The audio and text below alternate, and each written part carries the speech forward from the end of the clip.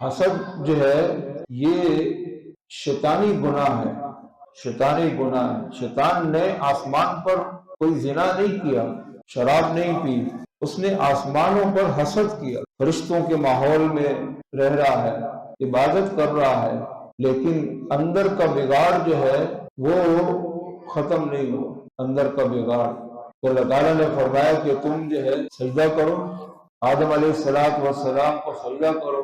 तो उसने कहा कि मैं क्यों सजदा करूं, इसकी फजीलत क्यों बढ़ गई। अना खैरुम मिन्हु खलक़तनी मिन नार व खलक़तहु मिन तीन, आपने मुझे आग से पैदा किया और इसको जो है आपने मिट्टी से पैदा किया, तो लिहाजा इसकी क्या कीमत है, तो मैं इसको सजदा नहीं। हालांकि उस जगह के ऊपर जहाँ अल्लाह की इताअत ही हो रही है, सात फरिश्ते इताअत कर रहे हैं, वहां इसके अंदर नाफरमानी का दाइया कैसे पैदा हो, तो वो हसद की वजह से पैदा हो।